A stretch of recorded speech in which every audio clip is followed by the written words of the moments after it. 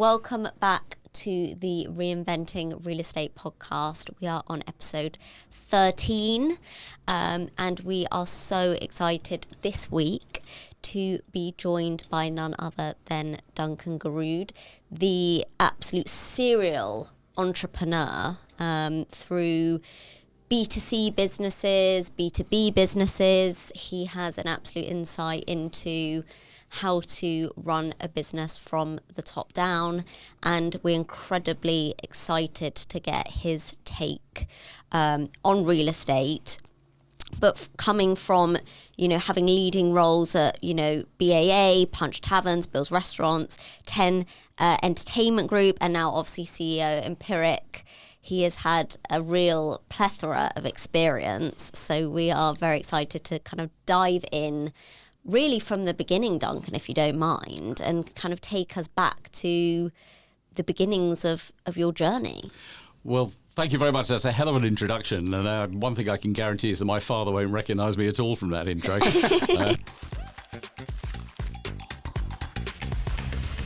Look, I've been around a long time, so I guess I've packed a lot of experience into that. But it all started years ago when I wanted to be a bench scientist.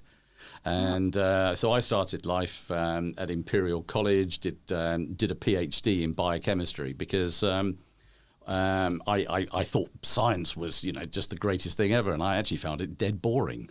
So having done a sort of PhD, I realised I didn't want to be a scientist anymore. So I put my white coat away and I joined industry. And back in those days, you were incredibly lucky. There were loads of companies that would take on people from good universities. And so I applied to 15 companies and I got 15 job offers. Wow. Now, that's nothing to do with me. That was just pure luck at the time. And so I went about choosing what to do. And there were two things I knew that I really wanted. The first was I didn't know anything about business. So I needed to join somebody that was going to teach me. So I looked for the companies that had really good management development schemes. And then the second thing I wanted to do was I wanted to go and work outside of the UK. And there were obviously businesses that gave you the opportunity to go abroad at some point. But Unilever, who I did subsequently join, made it a mandate.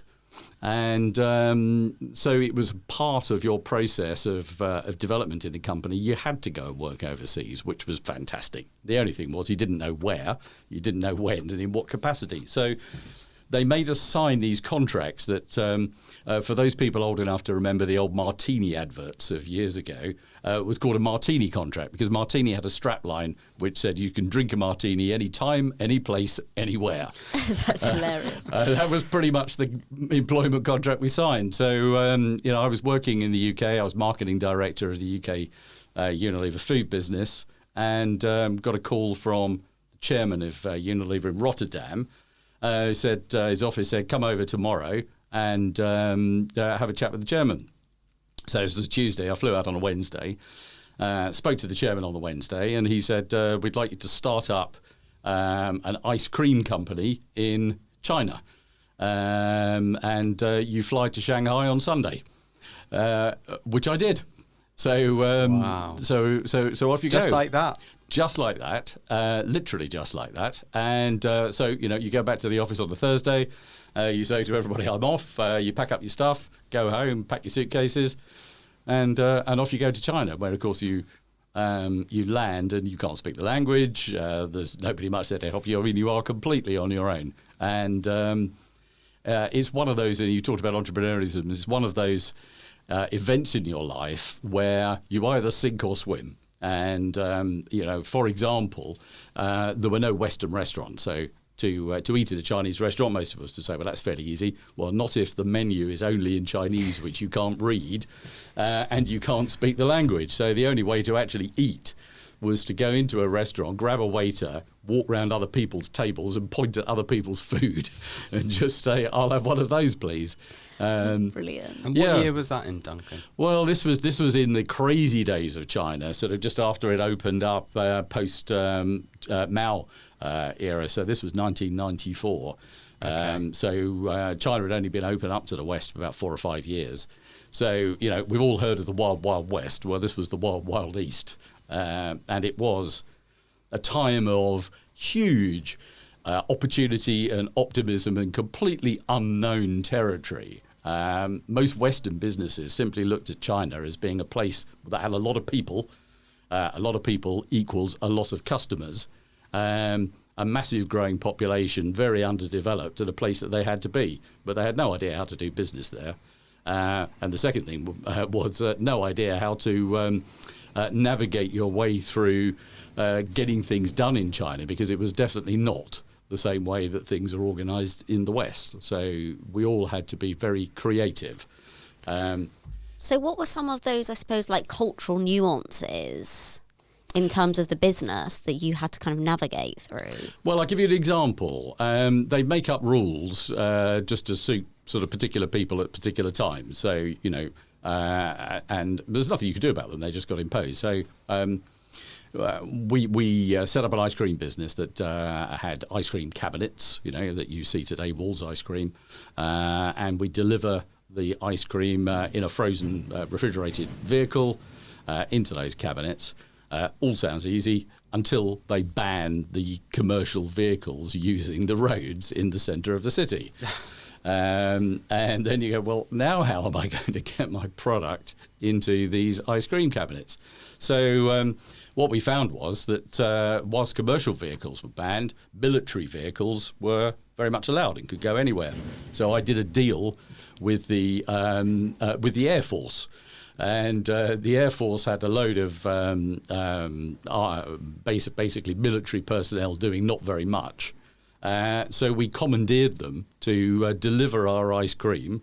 So we had literally magnums being taken on trucks into little corner shops delivered by people in army uniforms. That is brilliant. How did you even manage to get through to those people in order to negotiate such a deal? Well, you've got to know a man who knows a man who knows a man in that world. And it's all about networking and who you know and so on. So it was a place where you had no constraints on what you could do as long as you were suitably creative and very energetic. And one of the things I learned there that's actually really kept me in good stead is there's always an answer to everything. You know, however much you might be told something's impossible, the truth is it virtually never is. And if you can find the right route and the right people to talk with and do things nicely, then you always find a solution. So we found our way through most of these sort of rather strange challenges that you have in countries like that. But you do have to be very open-minded and creative. Really that's a good segue, isn't it, into sort of the next parts of your career and taking you through the Middle East and then back to the UK. But in that sort of Middle Eastern section, that's obviously extremely interesting. We're seeing so much development over there, and we're seeing investors coming from the Middle East investing in the UK market, but also now the UK market actually investing back into the Middle East because the likes of Dubai and Saudi Arabia and various others are seeing so much sort of in the way of Vision 2030 and that's right, real estate giga projects and various other things of that ilk. But what was your read of that and being there at sort of that takeoff period or foundational period? How did you see the culture and what can people learn from that? Yeah, it was a very exciting period of time. And I think fundamentally the underlying understanding of people in the Middle East was that the boom in wealth that had taken place as a result of oil would last so long, and then at some point it would stop. And therefore they had to develop alternative ways to have a sustainable culture and community, and building infrastructure was clearly a big part of that. The part that I was involved with was retail and hospitality at that point. So I was really doing service for the community and the consumer base in the Middle East. And you're absolutely right. I mean, they were very, very keen on getting Western approaches, technology, systems, and frankly, people and management quality into that part of the world so that they could learn and develop businesses that are sustainable. So I had probably one of the best briefs I've ever had in my career. I worked for a wonderful Middle Eastern entrepreneur, very visionary guy, and I went out there when he had about $150 million of turnover, so relatively modest, mostly in a Starbucks franchise. And the brief was, over the next 5 years, multiply that up to $1.5 billion. Now, that's quite a piece of growth. But the key thing was, I said to him, what resources have I got? And he said, anything you need. So I just had to clarify that. Anything? Anything. Okay. So I then became probably the UK's recruitment business's best buddy, because over the course of the next 5 years, I recruited about 15,000 people. And Wow. we built a business of over 2,000 outlets with 20-odd brands across, well, I think more than 20 countries. So we opened from a base in the Middle East. We opened in Russia, Turkey, the Stans of Azerbaijan opened up, North Africa, so Morocco, Egypt, and so on, and even spread across to the UK. And actually, I opened a brand called Shake Shack, which is a burger business in London, but it was run out of the Middle East. So you saw this sort of reciprocal arrangement that originally, and it was quite interesting, you take expertise and experience out of the UK, you move it into the Middle East, you develop a business in the Middle East, and then finally that business then goes back and reinvests back into the UK again. And so the whole thing becomes rather circular. But, you know, even today now, that business is still owned and run by people based in the Middle East, and successfully so. So you do see, you know, people with vision managing to create something that spreads outside of their own locality and becomes a global phenomenon if they've got the right, I would say, the right vision and the right values. Well, vision is such an interesting point, isn't it? Because I think it's something we obviously were just speaking about a moment ago before we came on, but vision seems to be so key. It is so key when it comes to innovation, when it comes to, you know, the real estate sector. And maybe over the course of the past decade, there has been lots of vision from lots of different companies and lots of success stories, but the sector has definitely gone behind some of the other sort of more fast-moving sectors, or tech, or, you know, various other digital media businesses, etc. So in that sort of world of vision and inspiration, how do you think the real estate sector fares, and what does it need / want?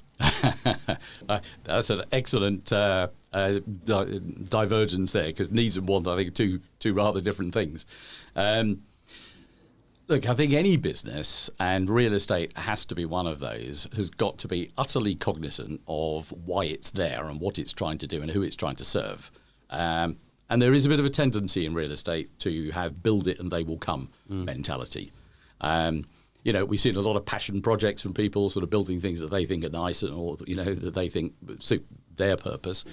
And I always remind people, you're not building a building for your own purpose. You're building a building for somebody else's purpose. They're going to use it. They're going to live in it, work in it, whatever it may be. And so you've got to fundamentally understand what those people want out of the building, and the services that go with it, not what you want. You know, real estate industry has a tendency to think it's building for investors' purpose. And of course, investors are incredibly important. But if you don't build it for the end user's purpose, then the investors are never over the long term going to make a return, because, you know, the users, the occupiers, are not going to have the experience that they want. So I think we all have to go back to understanding fundamentally what the people who are going to use your products or use your building need, and what they're prepared to pay, and what's the service that they expect in return. And I do think, you know, in various sectors I've worked in, real estate is probably one of the least developed in that thinking.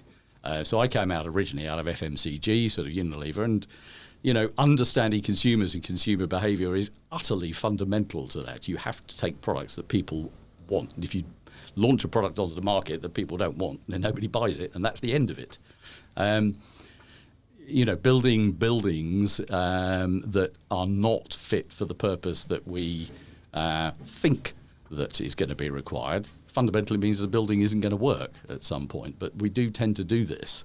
So I would always encourage people to spend far more time and perhaps investment as well on understanding the customer base thoroughly first. So a good example in our industry is, we build for students. Now, that I think most people would say, well, we understand what students are, but students are not one single group of people.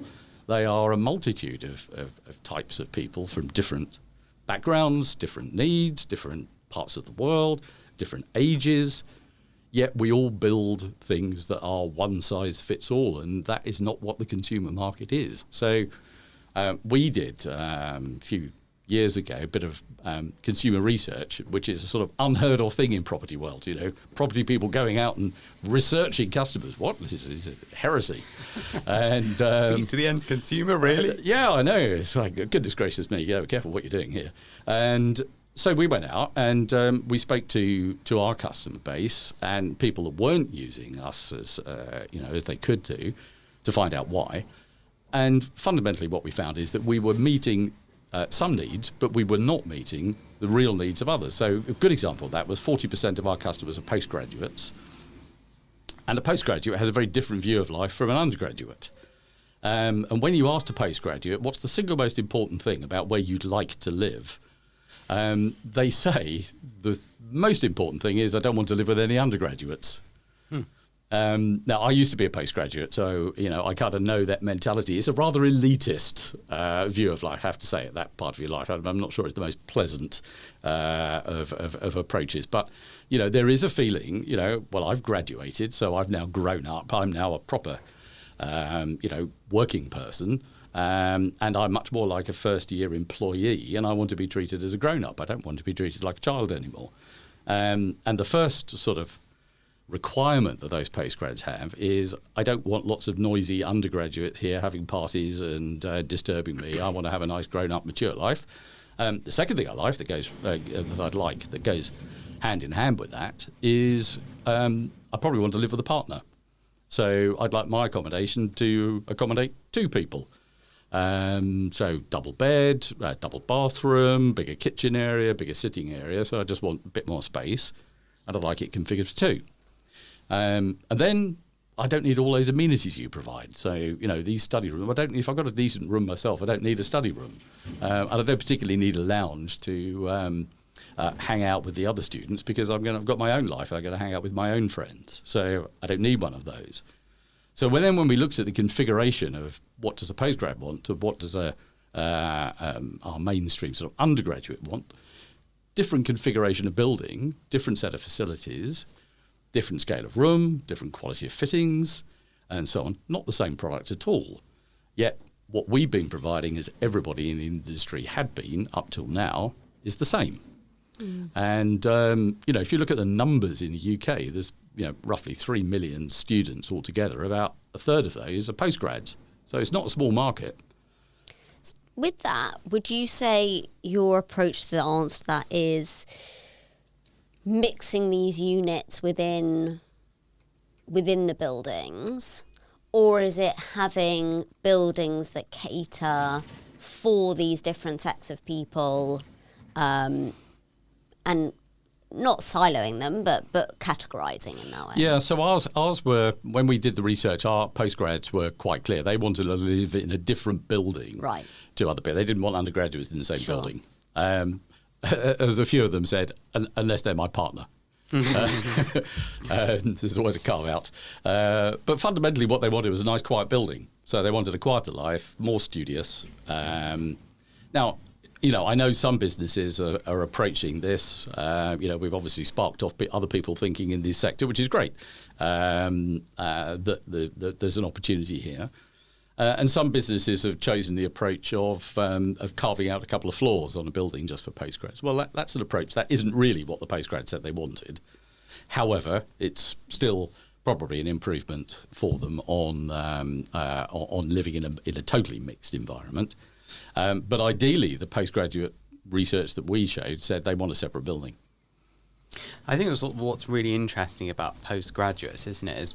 And I've just started thinking about this as you were saying it, but the difference between someone who's 18-year-old versus someone who's 23, 24 is over 20% of their life. Yes. In terms of age. So it is materially different in terms of what they're looking to do or their requirement, because I suppose during that sort of formative time, they're maturing, they're changing, they're adapting, they're learning, and therefore the product that they've got to live in is got to adapt with it. But I suppose sort of going back to your journey, I suppose thereafter lots of very interesting positions and moving back to the UK and sort of journeying through what are some of the most iconic sort of retail, hospitality, leisure sectors. So, Bills and Punch Taverns and various others where hospitality is very much at the core of the offering. Yeah. How has that sort of hospitality service, consumer-led approach changed your thinking when you've gone into the real estate sector, and where do we need to sort of adapt our thinking when it comes to that hospitality and service element in real estate? Yeah, that's a great question, Jamie. So I genuinely don't think I work in the property industry. I think I work in the service sector. And I think my job and my team's job is to give a great customer experience and service customers. It isn't all about buildings. The building is the facilitation of delivering that experience, and clearly a very key part of it. But fundamentally, like hospitality, this is about delivering an experience for people. So, if you go back to a restaurant, for example, or pubs, there are three main elements that people require out of something like that. A physical environment that's very conducive, that they like. Secondly, they want the consumer experience, so the food and drink and so on that they like, so all the thing you actually consume. And then finally, you want a service proposition to be delivered in a friendly, pleasant way. And we've obviously seen in hospitality all sorts of different levels of all of those in terms of both service and the product and the physical environment. And I very much look at delivering residential experience as being on the same lines. You have a proposition that you're putting to people, fundamentally that delivers them the experience over the course of a year when they're living with you, which is a long time to experience a consumer. One of the things I had to get used to in a restaurant, you've got them for 2 hours. So as long as you can do a decent job for 2 hours, they'll come back again.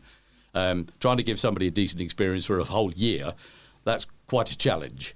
But there's still some very similar fundamental things that you must do. The first thing is you have to remember that they're a customer.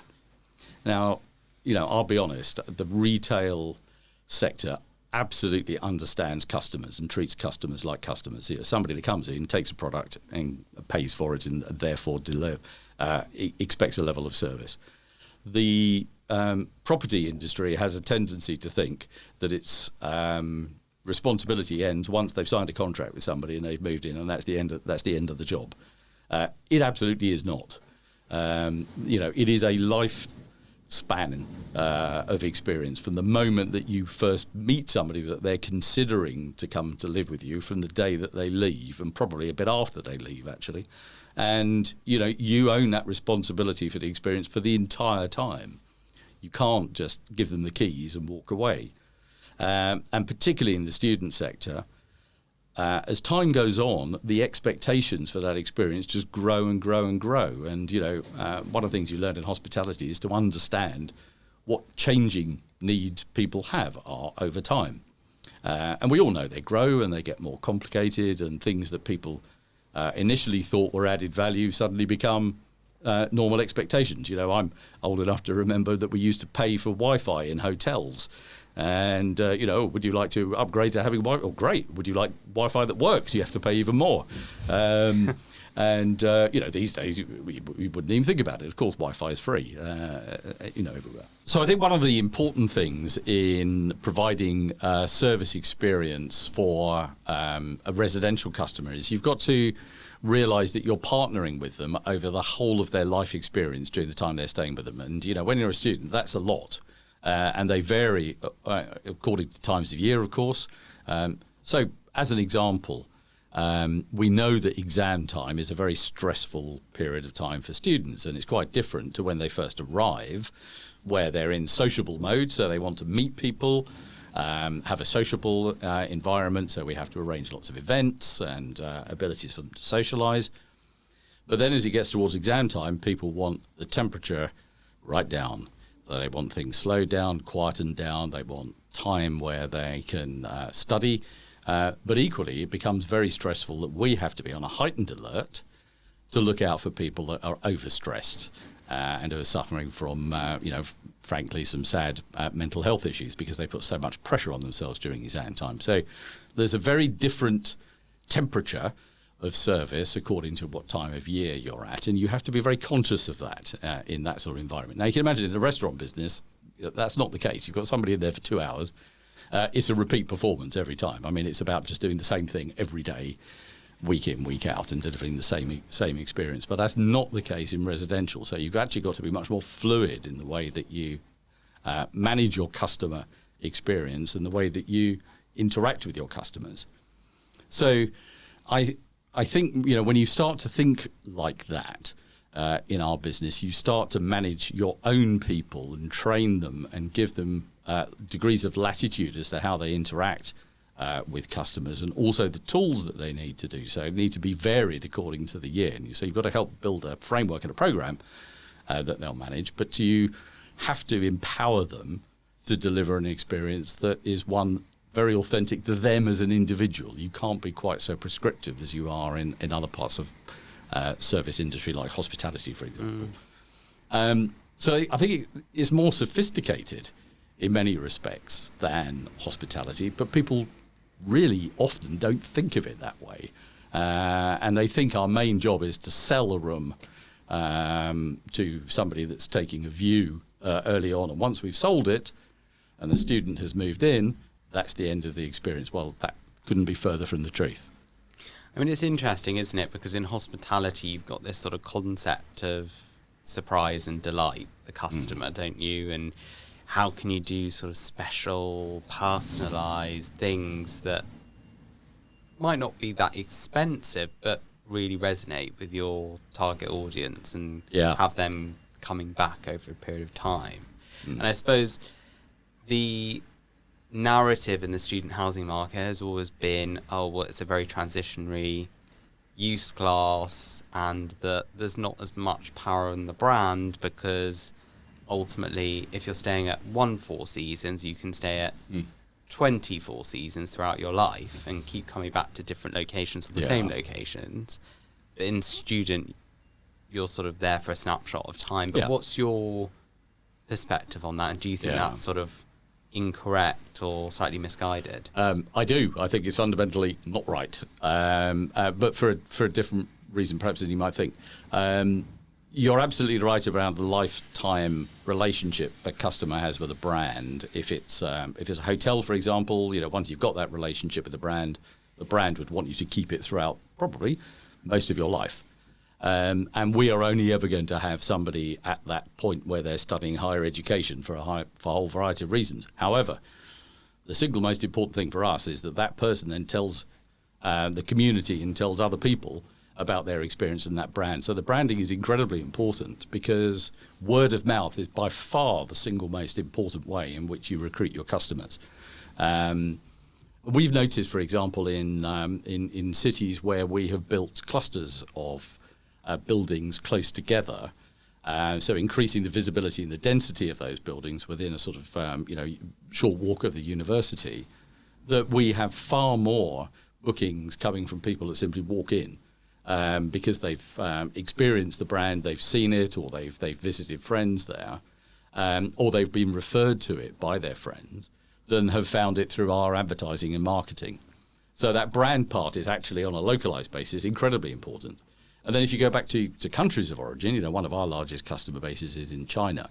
And there's a whole ecosystem in China in the digital space called WeChat, which is sort of combination of WhatsApp and Facebook and Twitter, probably all rolled into one, and a bit of eBay as well, actually.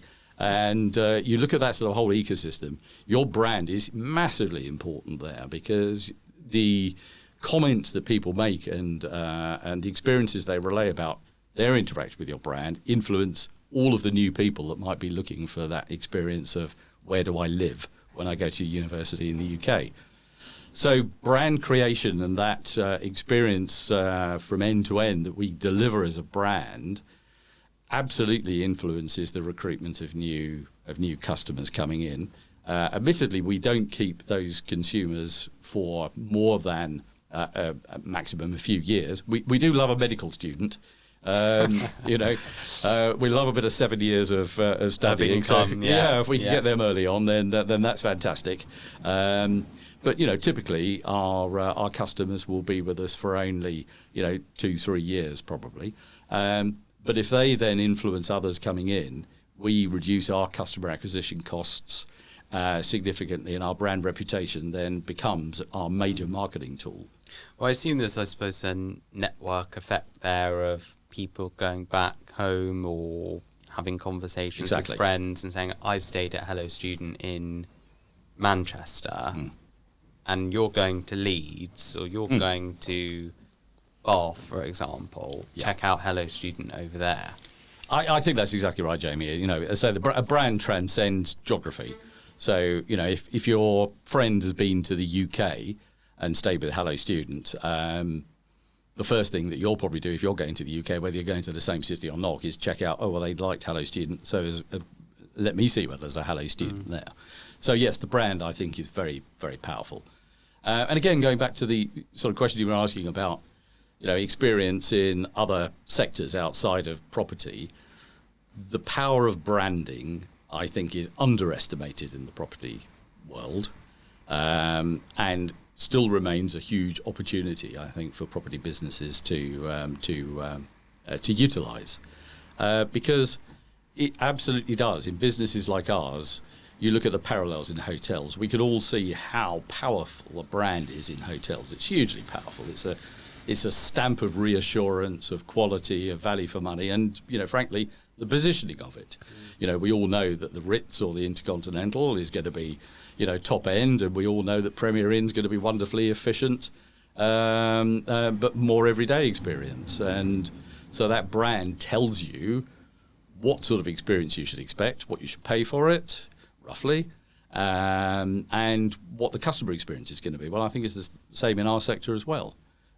You would expect to understand from a brand, what do I get if I interact with that brand? I think from our perspective, obviously, branding and marketing is so fundamental, and that's why we've gone off and sort of created our own internal marketing business, Harris Studios, because we feel that actually when it comes to selling projects for our clients in the real estate sector, it's much more about, as you say, getting to understand the consumer, getting to understand their behaviours, why they want to live in the building, and the surrounding area, the lifestyle, and where the building actually sits, and bringing that whole business, which is the building, to life, and whether that's someone based in Singapore or someone in London or the US or whatever it is. I think it's so important to us, and why we're so passionate about it is because we see the results of that marketing and how the penny just drops when you send someone a bit of collateral, where they're not just looking at sort of a flat PDF, but something that they can really get under the skin of and engage with. And then ultimately that leads them to, I suppose, a different conclusion.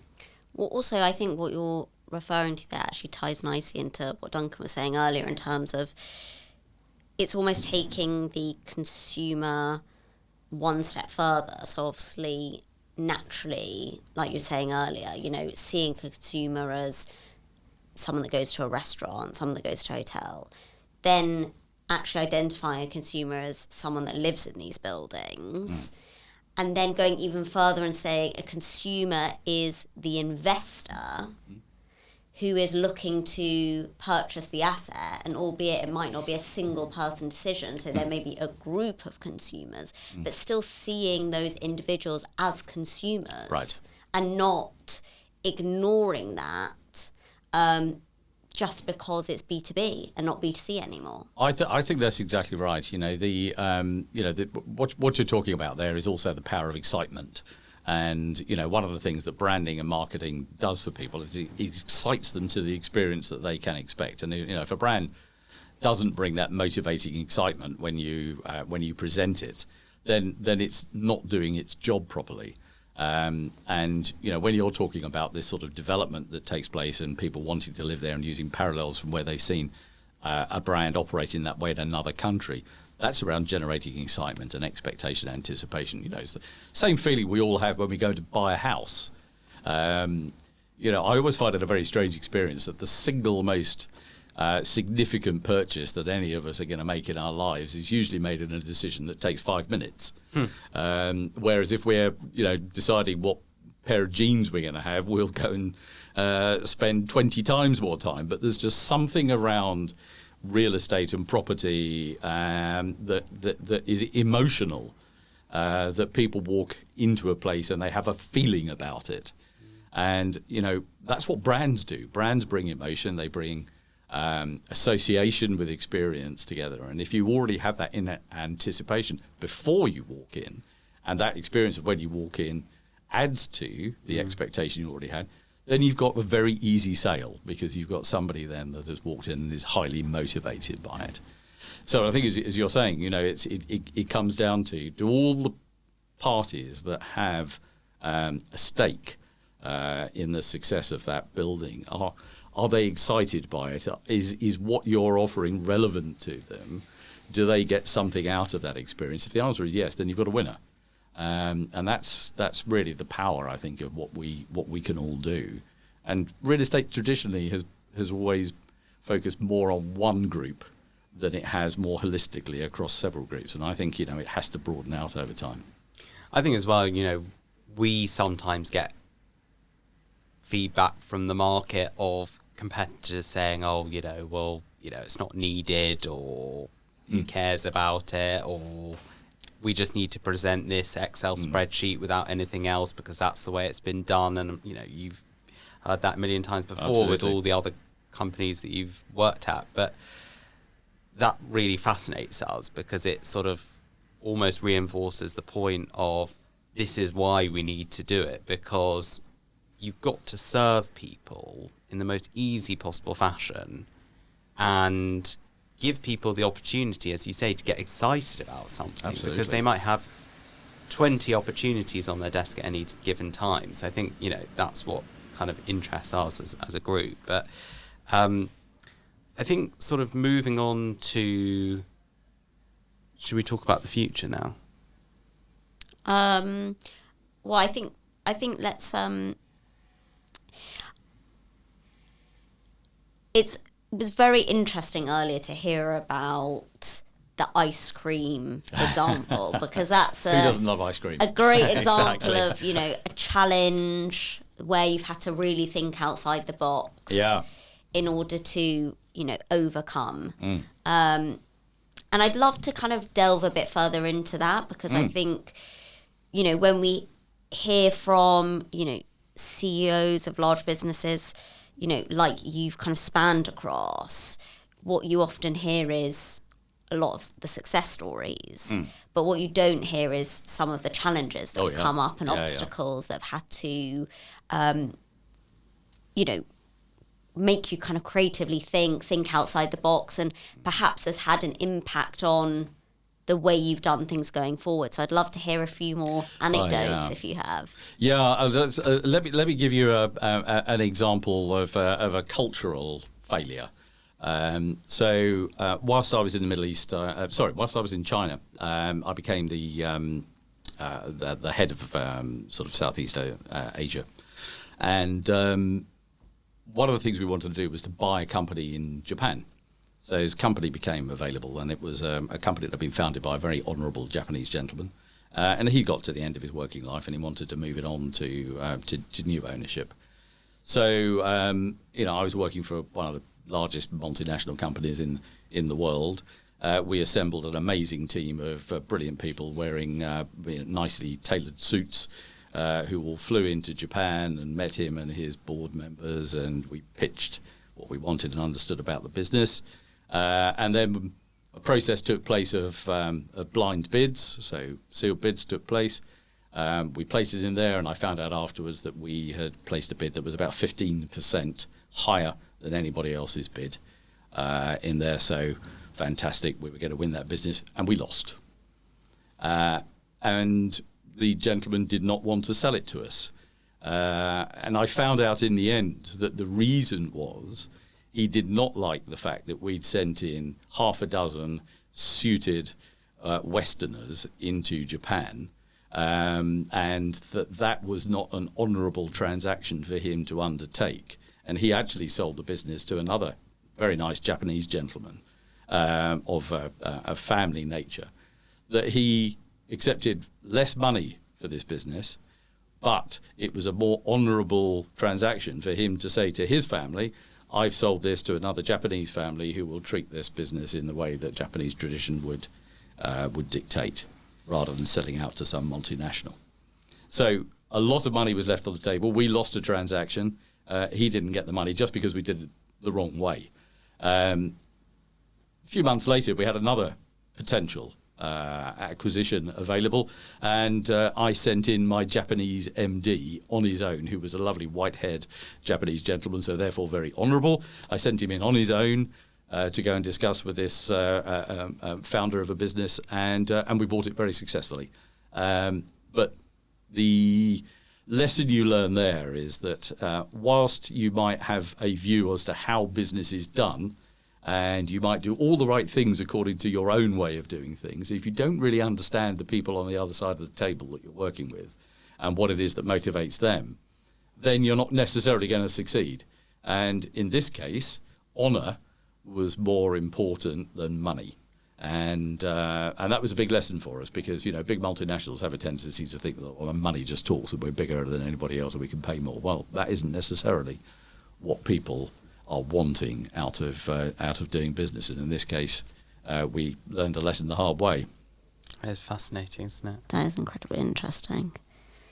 Happy to move on to future if you want to, if you feel like we've covered. Well, I wanted to ask one more question, if you don't mind, on just topic of leadership. Really. Yeah. So, how does one become a CEO? It's quite a sort of lauded title, isn't it? And then how do you know when it's time to move on? Oh, those are two fabulous questions, Jamie. So the first thing about becoming a CEO. So I did a PhD really because I didn't know whether I was capable of doing it. So I finished my first degree and I did okay. So I went on to do the PhD because I didn't know whether I could do it. So it was just a personal challenge. And truthfully, the reason I wanted to become a CEO was because I got to quite senior levels within business. But CEO is a very lonely job. You do have the single most, I suppose, powerful or influential position in a company, but you are the only one, and everybody in the company works for you. If you look at it in that hierarchical way. And therefore, you can't go and ask all your colleagues, well, what shall I do? What should the next step be? What do you think the vision should be? That's your role to come up with that. And so it's actually quite a lonely existence. So I wanted to be a CEO just to see whether I was capable of doing it. And to be honest, I didn't know whether I would be or not. But I challenged myself, and I found out I quite enjoyed it. So I've stuck to it. So I've done a few of these now, and that leads to the second question you asked. Well, how do you know when it's time to go? Well, sometimes business tells you when it's time to go. So I ran a company called Punch Taverns, which was the UK's second largest pub company, and it was a transformation role. So we had to transform the company, restructure some horrendous debt, overcome some very challenging legislation changes, which was basically taking away the beer tie that had been in the UK's business model for brewers and pub owners for 400 or 500 years. So navigate your way through that and get the share price that had been unbelievably static for years to move. So managed all of that, did a transaction. After transforming it, sold it on to two companies. So actually split the company in two, sold half of it to a private equity company and half of it to a trade company, which was Heineken. And at that moment in time, when I'd done all of this and I realised I'd done exactly the right thing for the shareholders, not a single employee lost their job through all of this. So everybody was taken care of at that transaction time. So that was great. And then I did have the realisation on one morning that there was one person that had lost their job. So I'd actually been working very hard to make myself redundant. And you then realise that that was your job. You did the right thing in that you met the requirements of all those other stakeholders, and then you had to realise that you then had to go do something else. So sometimes in business, natural periods of time like that come when, then time is up. Other times have been where you do what you do best. So I'm much more of a transformation and growth person. I'm not a steady state person. So if you give me a business that's nice and stable, doing really nicely, and say, just keep it going, Duncan, I will be the last person you want to employ because I interfere. I do stuff and, I create change. And in a nice performing steady state business, that really isn't what you need. So people like me, if I go in and I do a transformation in the company and then I get it into a good performance and steady state, then somebody should be tapping me on the shoulder if I don't tap myself and say, time's up, you need to move on and let somebody else take over. So there's a bit of a, how you personally work. And of course, the reverse applies. How many times have we seen a business that's in so-called steady state is actually declining or at least not growing and developing as it should be? And perhaps it's time to change that leader for somebody that will create the change and create the opportunities that you should have. What is a steady state these days? And if you are in a steady state, then does that just mean you're in a perennial decline over a period of time? Well, I would argue that it does after a period of time, but there's degrees of change. So I tend to do significant change. Whereas, of course, a lot of businesses want to get to a place, and I hope my current business now is at that time where it's incremental improvement on a single trajectory, not fundamental change. So yeah, there's degrees of that, I think. And then when you're sort of moving from one business to another, how do I suppose you're known in the industry, you're known as someone who is able to turn around such companies and apply that transformation, but how do they find you? How do you find them? And then what's your selection process in the sense of, I'm sure there's lots of businesses that come to you and say, hello Duncan, we'd like you to Can you help? to work with us, please, thank you. But what are you looking for in these businesses to sort of apply your talents and capabilities to? Yeah, it's a really good question. So some of it comes about because you know people. So the truth is, the reason I probably ended up at Empiric is because of what I did at Punch. And although that one was the pub industry and one student accommodation, actually what was required in the business was fundamentally quite similar. Property-based businesses, Punch owned a lot of property. But a service product. So it was all about growing earnings, and it was about some fundamental restructuring of business that needed to take place, change of portfolio, service focus, some challenging headwinds that needed to be navigated with policy changes and approaching at a much more consumer-based approach, very similar to student accommodation. So the reason I was actually approached about Empiric was because of what I'd done at Punch, and it was actually the chairman of Empiric, who was a board member at Punch, and had seen what I'd done at Punch and basically said, can you come and do the same thing in student accommodation? To which I roundly, first of all, said no. And he's a fantastic chairman. I absolutely love him to pieces. He's a brilliant chairman. He's fairly persistent as well, quite persuasive. So he came back a couple of times, and in the end I said, come on, we'll have a chat about it. And then it's been a fantastic decision, and I'm thoroughly enjoying it. But initially, what do you look for? Well, the first thing you look for, I think, you have to be incredibly honest about yourself and whether what you can bring is actually going to benefit the business or not. And, fundamentally, you have to understand whether you're capable, whether it motivates you, whether the product and the sector and the type of people is complex enough to be interesting for you, and whether you understand it. So, the reason I'm not in financial services is because I don't understand it, don't like it, doesn't motivate me. I'm probably not bright enough to understand how it works, and so on. But I just wouldn't do it. Yeah. So, there are things that you don't do because they just don't get your soul. I love people-based things, as you could probably tell. Most service people have an affinity for working in businesses where people are a huge part of the influence on the outcome. So I fundamentally look for businesses where we have to alter the behaviour, the motivation, the structure, the input of people. Now, the fact that we've also got real estate on it as well is an added bonus, but the people aspect is always, for me, the fundamental thing. That's what gets me out of bed every morning. Makes sense. And I think... Sorry. Would you mind if I just ask one more question? Yeah, sure.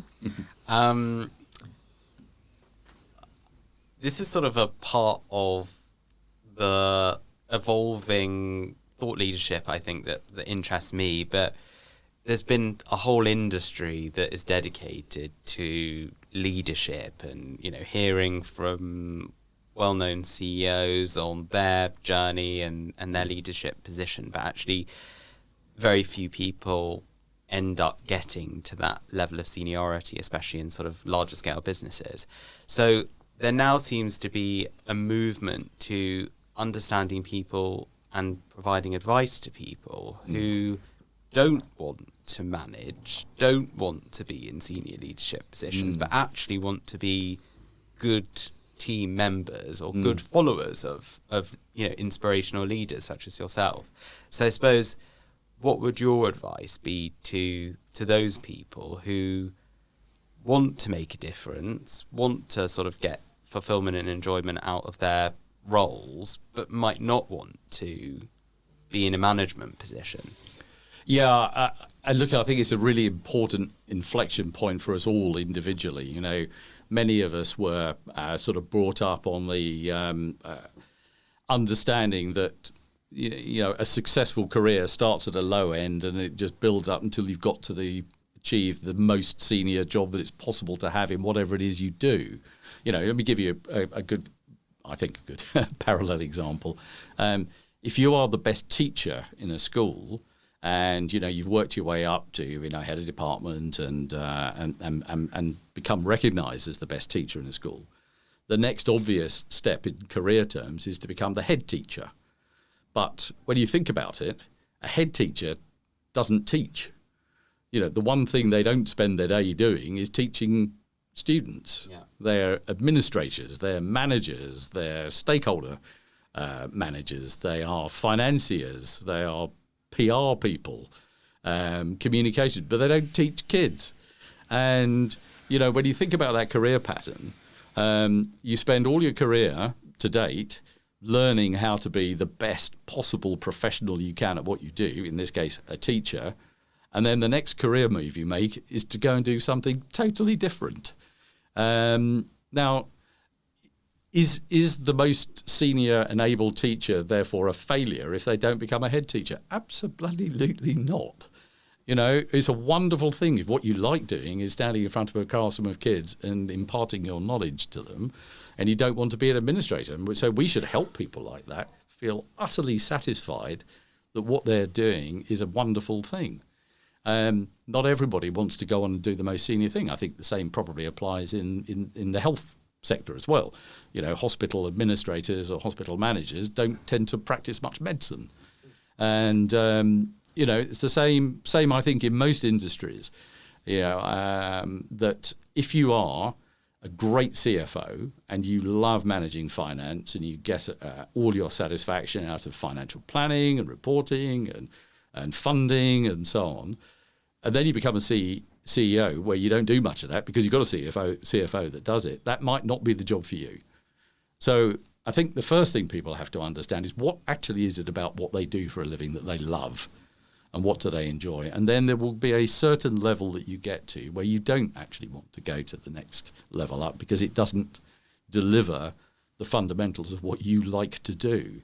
and helping people understand that getting the most out of what they do is a combination of satisfaction and personal satisfaction internally about getting up every day and enjoying what you do, coupled with remuneration and status and all the other things that count. And that does not mean that you have to get up to the very most senior levels. I think that's a wonderful thing if you can help people to get to that satisfaction. And that's often about broadening people out and giving them other experiences within that level that they're at, but not necessarily continuing this sort of mentality of climbing to the top of the ladder is absolutely the right approach. There's a lot of young people now who I admire tremendously who've taken themselves out of corporate life and taken themselves into self-employment. We now call self-employment entrepreneurialism. But these things, this is wonderful. These are people shaping careers and the ways of, fulfilling themselves that is around them as individuals and what makes them happy, not necessarily what a corporation wants. It's a great point. It's a really good point.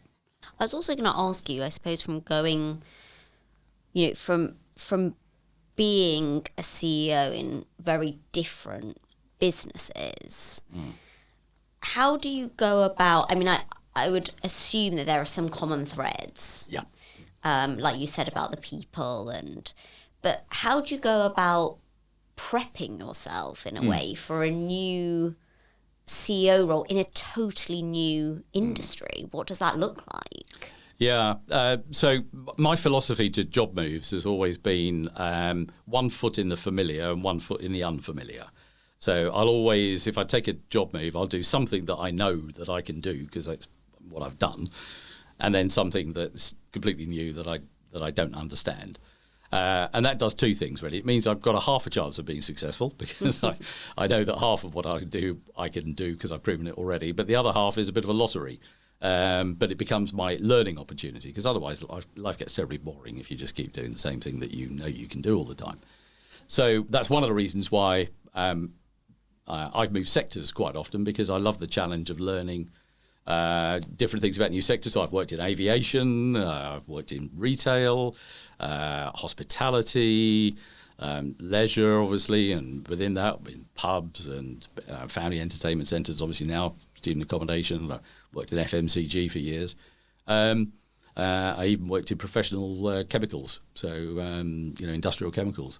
So all of these things need to be understood before you go in. So you have to spend the time and immerse yourself in understanding, and I always come from things in the same way, from a customer's angle. So put yourself in the shoes of the customer. So the first thing you do when you're trying to assimilate yourself into something that you're unfamiliar with is immerse yourself into what matters to the customer. And if you can try and understand where the customer is coming from, you can't go wrong, to be honest, in a business. So many people come at it from an investor point of view or from an employee point of view or various other stakeholders. None of that's wrong, but if you don't fundamentally understand customers and what the customer wants, then you're never going to deliver a very successful business. So I'd always put myself into the shoes of customers. So, for example, when I started in Punch Taverns, I'd never run a pub company before. I worked a bit behind the bar at university, but that was about it. So the first thing I did was I walked into the head office in Punch Taverns, which is a lovely big building in Burton-upon-Trent, 400 odd people in there. I said good morning to everybody. I had about an hour of sort of wandering around, waving at people and shaking a few hands. And then I went to the pub. And I spent the next 2 weeks in a pub. And the first thing I did was when I went to this pub, I was given the toilets to clean. Then the following day, I was given the beer cellar to swill out, and I was serving pints and cleaning floors, running a pub. And you do that for a couple of weeks. And I literally did my first 2 weeks in Punch were spent doing nothing but that. You really learn how the customers interact with your product. And you learn how the people in your organisation feel, because that's the front end of your business. So if you don't immerse yourself in what your business delivers and what the product is and what the customer experience is like, then you're never going to be, I think, successful. The best retailers I've worked with, it's really interesting looking at what's happening in Asda now. For example, Stuart Rose has gone back in as executive chairman in Asda. Now, those of us who know Stuart, one of the most experienced retailers ever, straight into the shop floor. The first thing that Stuart does, and he's in his mid-70s, straight down to the shop floor. And who does he talk to? He talks to customers, and he talks to the people stocking the shelves. What's wrong with this business? What could we do better? And so on. And those people tell you, and you can experience it very quickly, what the fundamental issues are. Never mind all the sophistication that you find later on about supply chain. Is like, I can't get this product, or this doesn't fit on the shelf, or this is always, that's too expensive, or whatever it might be. But fundamentally, people that understand the front end of their business and what they did, in my view, are more successful. So that's where I'd always start. Always start with understanding your customer. So that's what I do when I go into a business. So the first thing I did when I joined Empiric is I joined during COVID, and I just got in my car. I can say this now because it's after the event, I won't get arrested. I called myself a key worker. I wrote myself a note saying, I, the chief executive of Empiric, say that Duncan Garrood, brackets, chief executive of Empiric, is a key worker. So that the police didn't stop me and I was travelling around, and I went to all our accommodation units because we were still operating, and then I just met the team members and I met customers, and I saw every single one of our operations. Well, in a lot of ways, I suppose, that was such a critical time in terms of students' financial and mental well-being that it was important to get out there and actually connect with what was going on the ground, because it was a very tumultuous, quite scary and volatile period. It really was. And, one of the things that people had said to me before I joined, which was fascinating, was, you do realise, Duncan, there is an existential threat to this industry, which is digital learning. So I don't know why you're bothering to go into accommodation, because in a few years' time it's going to be dead, because nobody wants accommodation. They're all going to be sat in their apartments online doing digital learning. Well, thank you, COVID. If there's one good thing that COVID did for us, it taught us that's a lie. People hate it. And amazingly enough, the experience at university is way beyond just learning. It's a whole social experience which is immersive, and you can only do it if you're physically there. So students rebelled at that, and we saw it, didn't we? And the physical embodiment of students getting really angry about being locked in and being forced to learn only online. That's not what they wanted. And people wanted to go back to staying in accommodation when they were staying at their parents' house or where they're from, because they were fed up with it. They'd rather just be around other people and connect on that level. Well, that's right. I mean, it's almost in many respects a sort of rite of passage. Young people get to a certain point, and then, now's the time when I leave home, but I go into a kind of controlled environment, so it's not totally random. I go into my student accommodation, and now I'm independent of my parents. That rite of passage, if it's taken away, many people rebel against that. So I think we learned something during that time, and, getting out and, back to your point really about, how do you approach coming into new businesses? You've got to get out there and talk to people and mix with them and understand them and spend time. I remember I was looking at when I was running Starbucks, I wanted to really understand how we could improve the service proposition when people come in and order their coffees, and we make them, and then they take them away. So what I did for about a week was I sat in a Starbucks and I angled a chair so that it was looking straight at the counter, and I literally spent all day with my phone taking surreptitious pictures of how people were interacting with our team members, so that we got a really feel for, how do people use this? And so fundamentally what I learned during that week was that long lists of fancy names for types of coffee didn't motivate anybody, and was actually utterly confusing to people, which they didn't really understand what they might have. So, I remember asking somebody, what is a macchiato? Most people say, well, it's a Mexican singer, isn't it? Or something like or it's a type of burrito.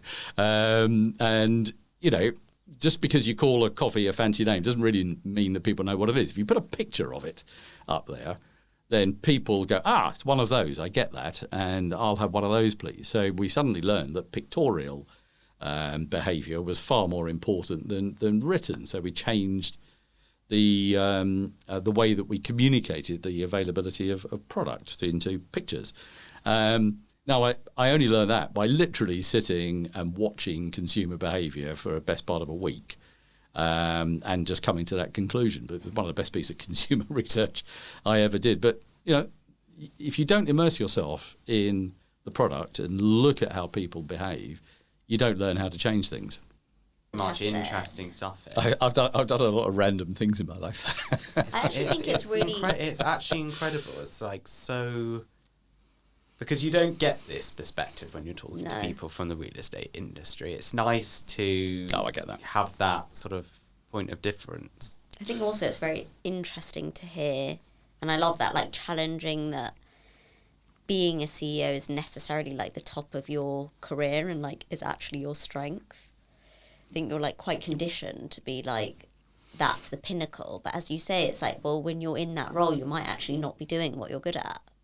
Well, I would say counselling sounds a rather grand term, but I was talking to a colleague of mine who is an extremely capable COO at the moment, an excellent operator, and she is contemplating a career in movement to becoming a CEO. And basically said to me, how did you, similar question to you asked me, Jamie, how did you decide whether to do it or not, and how did you go about it? And my first response was, what makes you think you want to do it? Is it just because it's a better paid job? And it's got it sounds like it's got a slightly better job title because one says executive rather than operating. So does that sound better? But what is it about that job that makes you want to do it?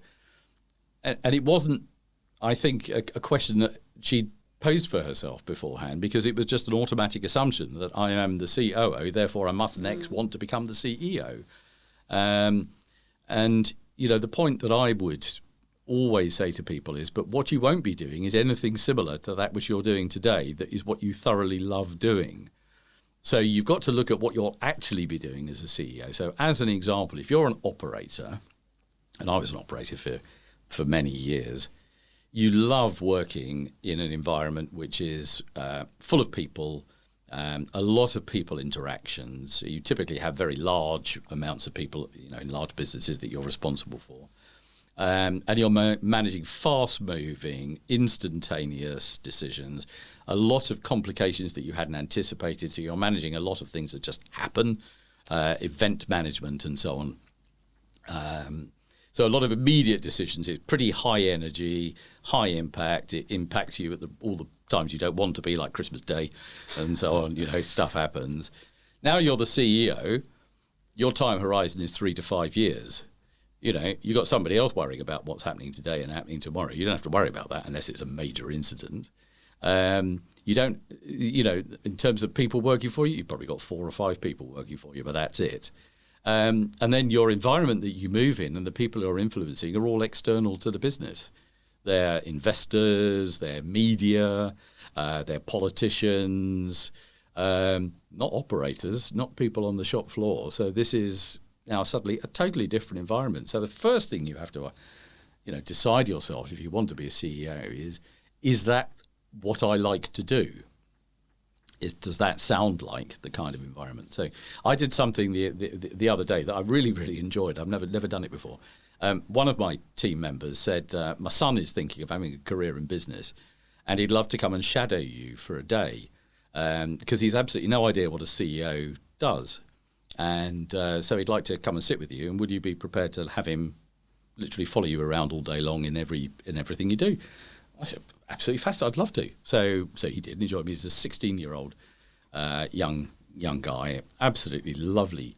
By the end of the day, where we'd gone through sort of various iterations of things that he'd done, he was completely bewildered, I think, by what it is. The variety of it all. Yeah, what it is you have to deal with. Some very difficult, serious issues that you must deal with appropriately.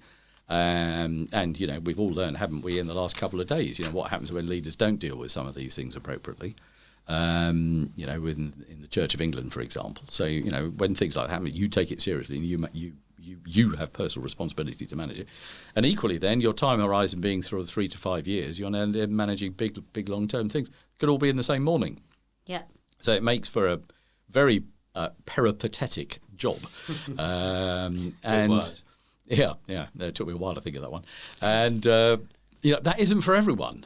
And some people. Now I love it because it's sort of it intellectually challenges you from one perspective to another, and you've got to be sort of on top of everything. The other thing, of course, in being a CEO, is you've got to know a bit about every function that operates in a company, because you've got to be able to talk to your functional directors at least on a level that they can think that they're talking to somebody that might vaguely understand what they're talking about. Might not be completely expert in it, but you've got to be expert enough.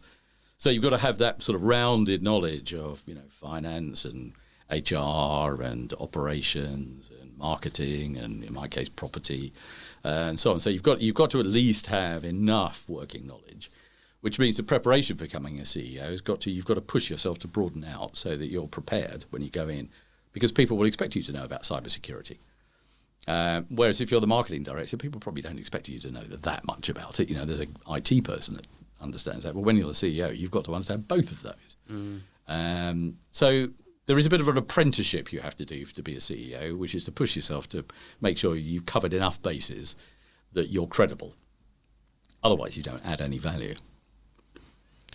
And I suppose it would be really interesting to see if there was some sort of, particular book or quote or saying that has had a lasting impression on you, you kind of live your life by.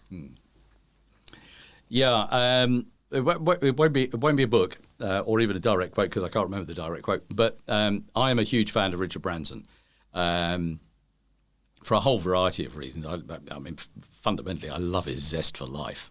I mean, what a way to live a life! Absolutely incredible. But one of the things I absolutely love about Richard is that he fundamentally believes that everything is delivered through people and through understanding people, and his connection with people and his reliance on people is to me just a never or is an endless source of inspiration, because he really does get that other people are much better at doing certain things than he is. One of the things that he does is he's got this wonderful brand vision. He comes up with new brands and new sectors of the market that he wants to get into, but then he recruits experts in those areas to go and run them for him. He doesn't run them himself, so he doesn't run Virgin Airlines.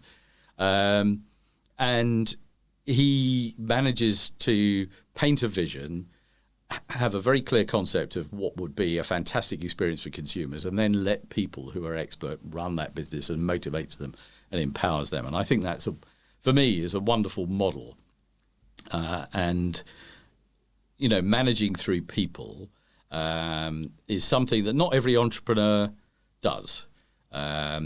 Many entrepreneurs are very much the founder and the sole source of inspiration, and often the innovator of what they do, and other people therefore support it, but they're not necessarily running something. Branson is one of those people that comes up with a concept and then has great experts coming in and taking over, and then he steps back, continues to paint that high level vision, but not actually run a day-to-day business. And I think that's a wonderful model, and has obviously proven to be highly sustainable.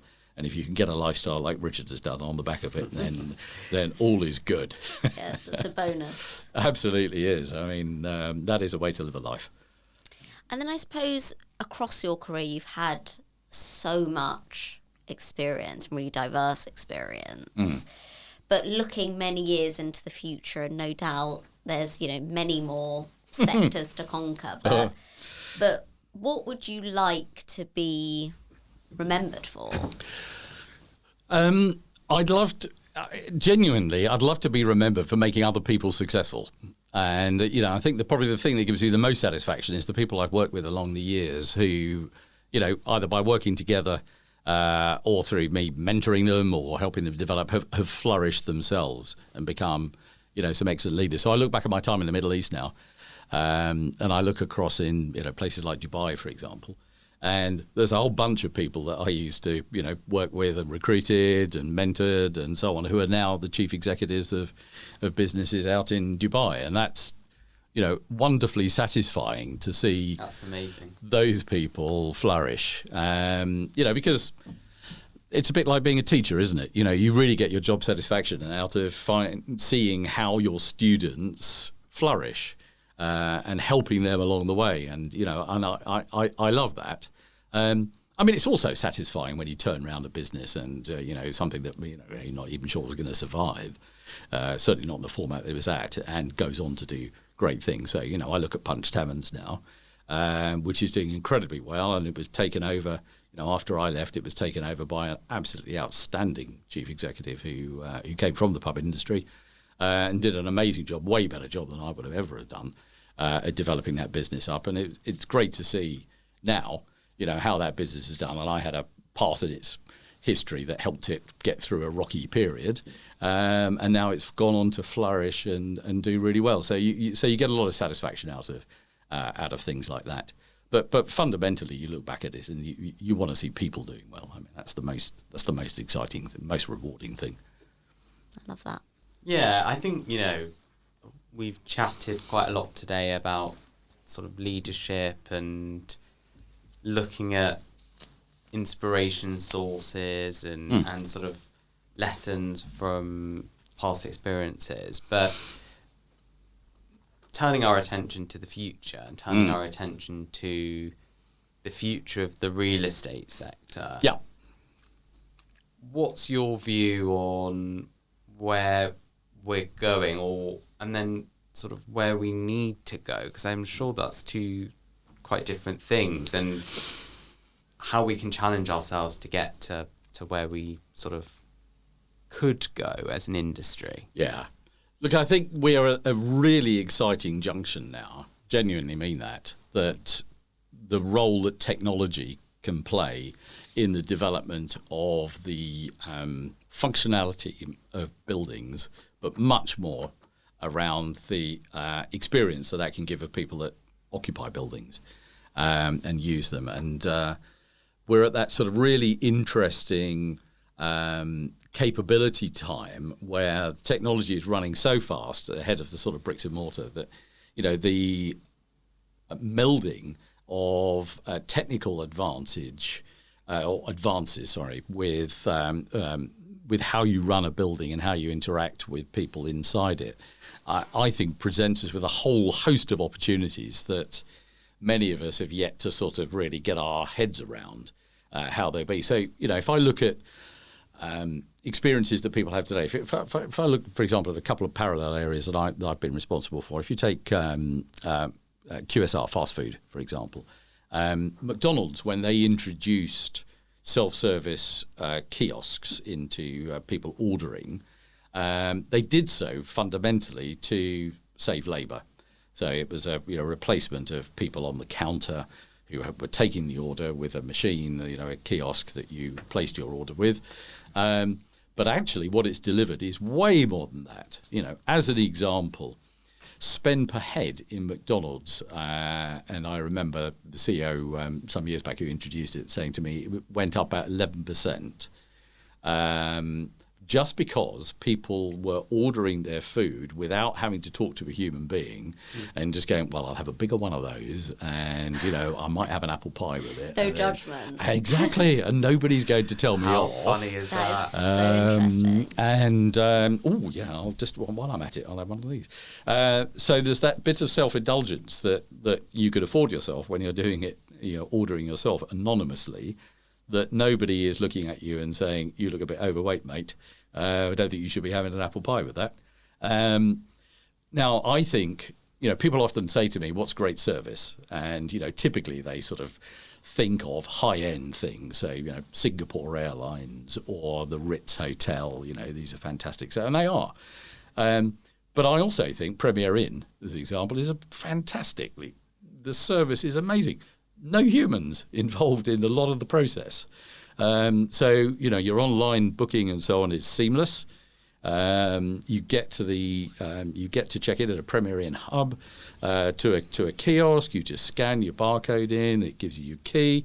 You go up to the room, and it's all technology driven in the room. The technology is excellent. The quality is first class.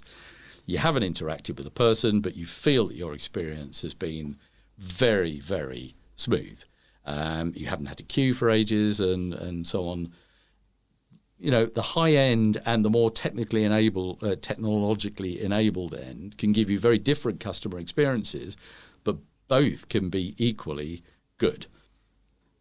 So going back to your question about, you know, what does the future look like for property? It's very much that how does technology deliver an experience for people, both in terms of communications, but also speed of process, control of your environment, you know, all of the things that you want to have, the much more personalization that you have, you know, the ability to switch the, you know, if we're all working in offices, that you can either switch all the lights on in an office or turn them off. Well, that's no good anymore. You know, I want the lights over my desk to be how I want them. And, oh, by the way, I sit by a window, so I need different lighting to the person that's sitting in the middle of an office that doesn't have window lighting. I like my working area to be warm. Somebody else likes it to be cool. Technology can help all of this, making the interaction of the people with the building a much more bespoke and personalised one than it is today. But we don't, thus far, tend to build buildings in that way or use technology in that respect. Yeah, there's a lot of room for growth there. There really is, and I think, you know, prop tech and the ability for, you know, the property technology businesses to help operators and service providers to understand what is possible, at the same time as better understanding consumers and what they want. And there's this sort of, you know, the junction of those two things coming together, the technological enablement and the customer demand and expectation. And the magic happens when those two things come together and you create an experience that's very different to that which you have today. And I think that's the really exciting part.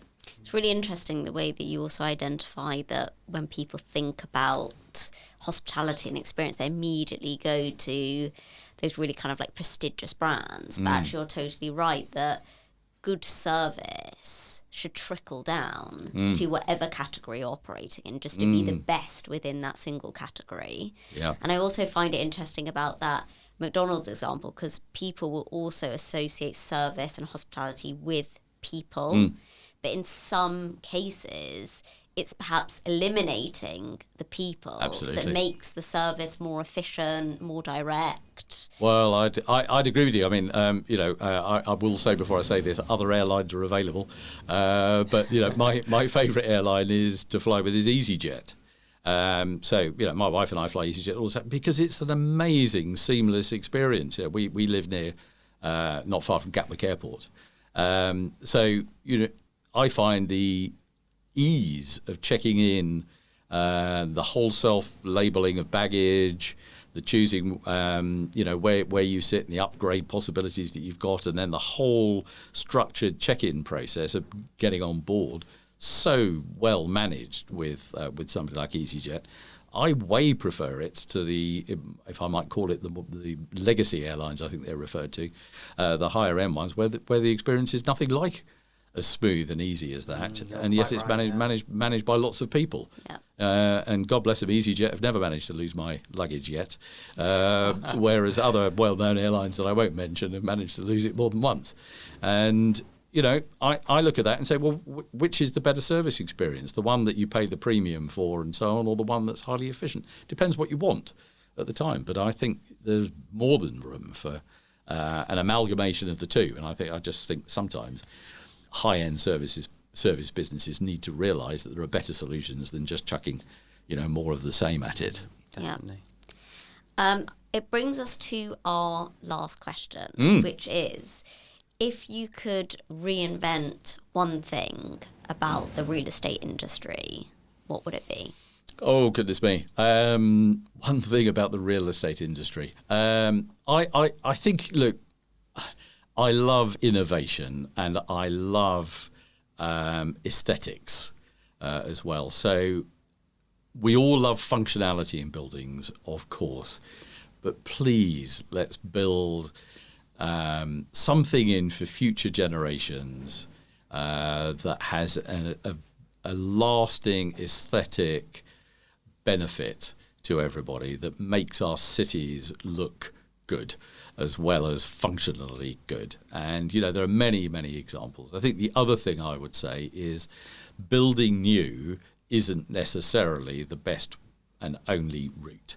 Repurposing old friends, which is a lot of what we do, is a really good thing to do. And, buildings that were built many, even centuries ago, have got plenty of life left in them if you just make the effort to modernise them in an appropriate way, but keeping their character.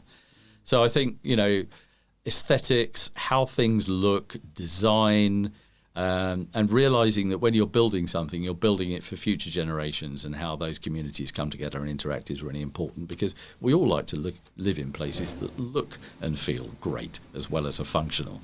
And I think sometimes in real estate we can forget that. It's a great point, that, isn't it? Because when it comes to aesthetics, a lot of it has been value engineered out. Correct. Mainly because of the fact that construction costs have gone up so much. But there is such a critical role there when you're a guardian, I suppose, of building or regenerating new cities or new towns or aspects of towns, or sort of adding to locations that actually in future they will continue to be desired places. And part of that is how it looks and feels.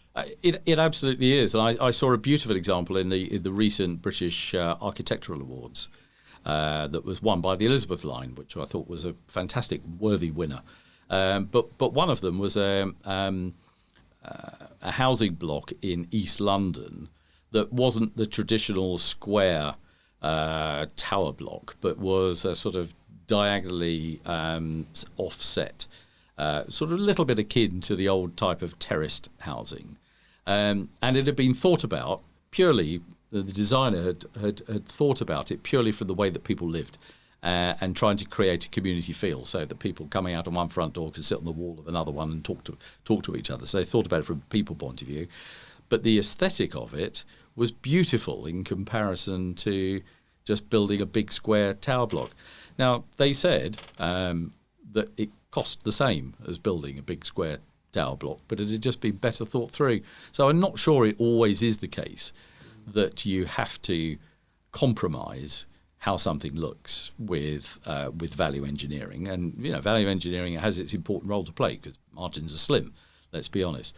But I do think we sometimes have to work harder to be more creative and put the pressure on ourselves to create something that's going to last, and something that's going to give pleasure to people over the years, as well as just the functionality and, frankly, the returns that we need today.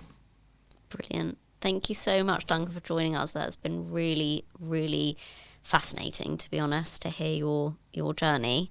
And thank you, everyone, for tuning in to this episode of Reinventing Real Estate.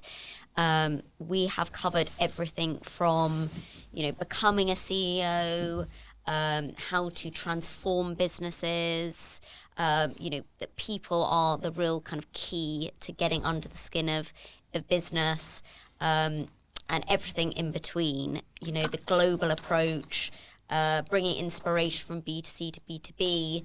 So whatever your interest is within this sector, or to be honest, on the outside, you will find something in this podcast that really speaks to you. So I'd highly recommend giving it a watch or a listen on Apple, Spotify, or YouTube. And make sure you subscribe so you don't miss the next episode. Thanks so much.